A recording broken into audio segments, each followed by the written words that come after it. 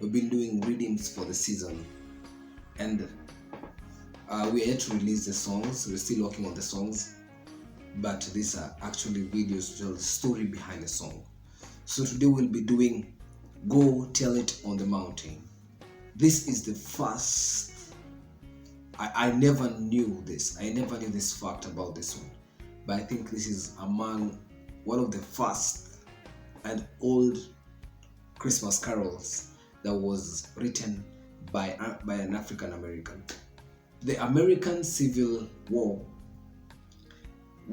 ended in 1865, and after that, in the state of Nashville, Tennessee, where home of the greats like Oprah Winfrey come from there, Dolly Parton, Amy Grant, Kelly Clarkson, Booker T. Jones, among other people. So this is actually where the story is set.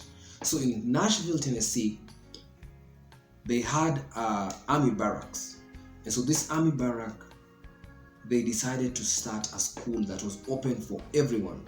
So the school is open for people ages 7 years to 70. The first Agumbato school I am now hearing about in America. So this school catered for guys from 7 years to 70, and most of these people who went to this school were former slaves. So this was actually the time for Mary Fields. Mary Fields is also from there. Is also from Nashville, Tennessee.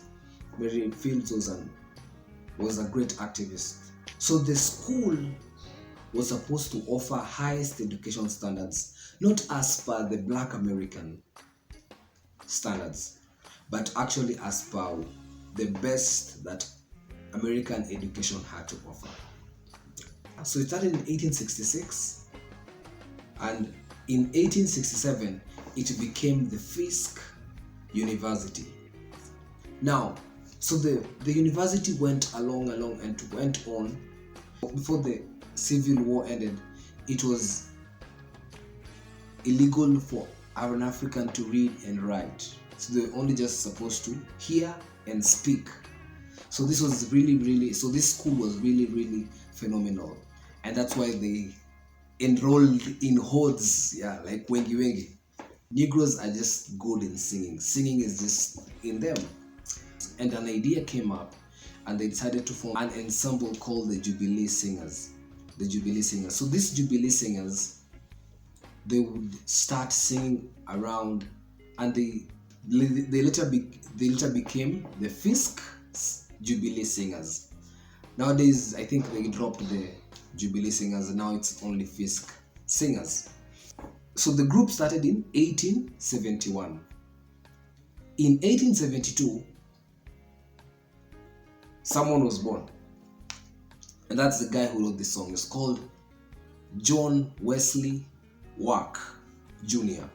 So John Wesley Jr., or the second, entered Fisk, and he learned all the way, and later he went to Harvard, where he studied, and later he went and studied in Harvard, and he did a master's in Latin and history.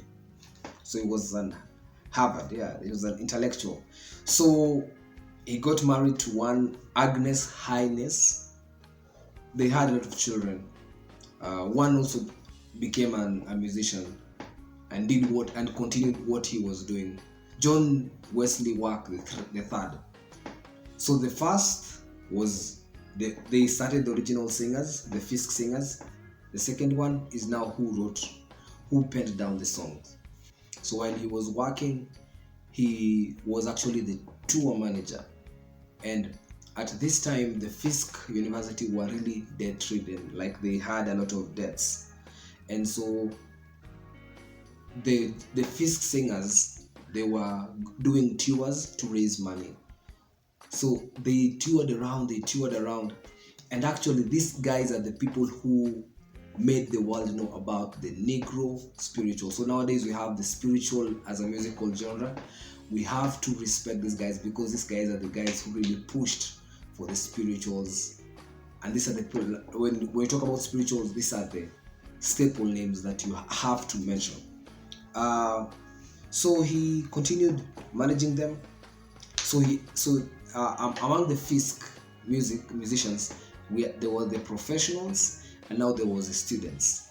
So he would train with the professionals and also with the students, and also he went ahead and harmonized, and published most of the songs that these former slaves were singing. So he now put them now in words, and he value added to what was there.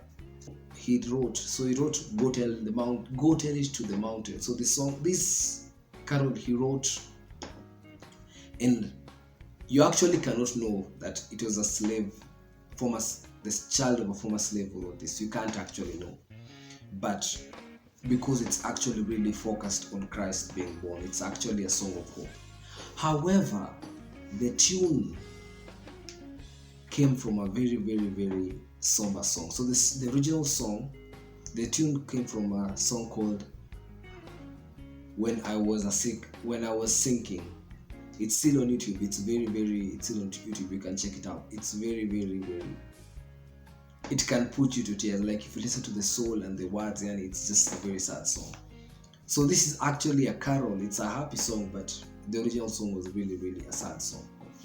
Now, unfortunately, as time went by, the black folk music started getting bad rep with the people at Fisk, and so he resigned, and now he got a new job as the president of the he became president of the Roger Williams University, and 2 years later, in 1925, unfortunately, he passed on. His child, John Wesley Worth III, continued in his composing and everything that the Fisk were doing.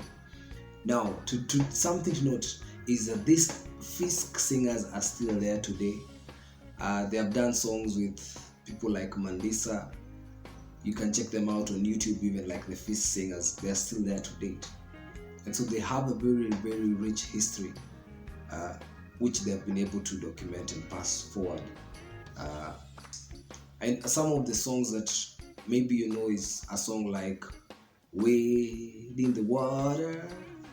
Yeah, you know, it's that "Wade in the Water," like all those songs, the Negro spirituals. If you listen to Kanye West, "Jesus is King," it has a lot of Negro spiritual influence.